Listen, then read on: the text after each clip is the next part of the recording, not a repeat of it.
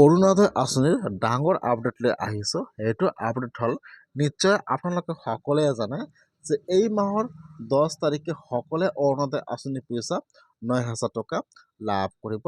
আজি কিন্তু অৰুণোদয় আঁচনিৰ ডাঙৰ আপডেট আহি গৈছে।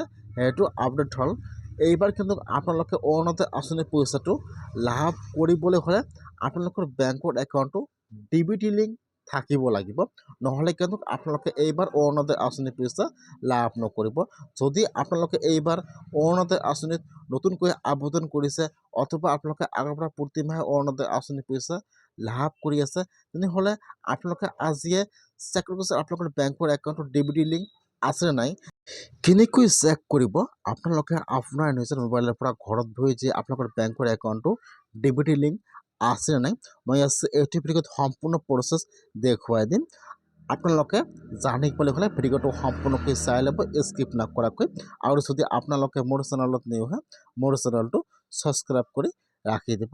এতিয়া আপোনালোকে কেনেকুৱাকৈ চেক কৰিব যে আপোনালোকৰ বেংকৰ একাউণ্টত DBT লিংক আছে নাই চাই লওক। এতিয়া আপোনালোকে ফাৰ্ষ্ট আপোনাৰ মোবাইলত যিকোনো এটা ব্ৰাউজাৰ অপেন কৰি ল'ব। আপোনালোকে ইয়াত UIDAI লিখি চাৰ্চ কৰি দিব।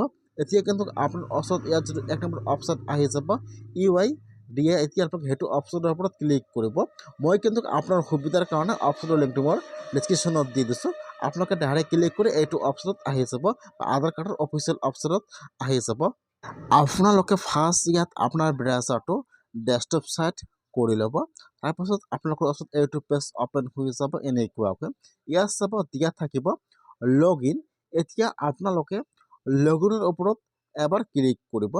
ইয়াত চাব আপোনালোকে এইটো অপশ্যনত আহি আপোনালোকে এতিয়া লগ ইনৰ ওপৰত এবাৰ ক্লিক কৰিব। এতিয়া আপোনাৰ ওচৰত আৰু এটা নতুন পেজ অপেন হৈ যাব এনেকুৱাকৈ। এতিয়া আপোনালোকে ইয়াত চাব, ইয়াত দিয়া আছে এণ্টাৰ ইয়ৰ আধাৰ নম্বৰ আৰু কেপচা। এতিয়া যিটো আপোনালোকৰ আধাৰ কাৰ্ড নম্বৰ আছে, এতিয়া আপোনালোকে ইয়াত আপোনালোকৰ আধাৰ কাৰ্ড নম্বৰটো বহাই দিব আৰু তলত যিটো কেপচা আহি যায়, এতিয়া আপোনালোকে কেপচাটো বহাই দিব।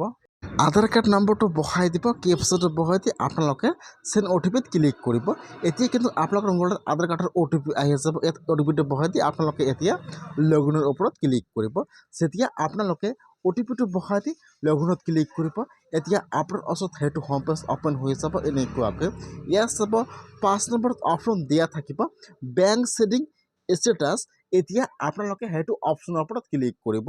এতিয়া ইয়াত আপোনালোকৰ বেংকৰ নামটো শ্ব' কৰিব যে আপোনালোকৰ বেংকৰ একাউণ্টটো এক্টিভ আছে নে নাই আৰু NPCI DBT লিংকটো সম্পূৰ্ণ আছে নে ইয়াত দেখুৱাই দিব এনেকুৱাকৈ। ইয়াত চাব ইয়াত বেংকৰ নামটো শ্ব' কৰিব আৰু ইয়াত দেখুৱাই দিব এক্টিভ, আৰু তলত চাব দি আছে NPCI আধাৰ ছেভিং এক্টিভ।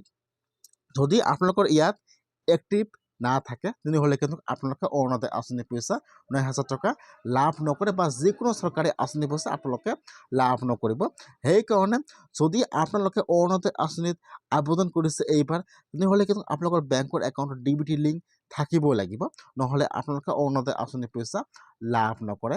সেইকাৰণে আপোনালোকে আজিয়ে চাই লওক যে আছে নাই। যদি এক্টিভ তেনেহ'লে আপোনালোকে আজিয়ে আপোনালোকৰ বেংকৰ একাউণ্ট DBT লিংক সম্পূৰ্ণ কৰি লওক, যদি বেছি সময় নাই। সেইকাৰণে আপোনালোকে আজিয়ে চেক কৰক, আৰু যদি নাই তেনেহ'লে আপোনালোকে আজিয়ে DBT লিংক কৰি লওক, নহ'লে কিন্তু আপোনালোকে অৰুণোদয় আঁচনি লাভ নকৰিব।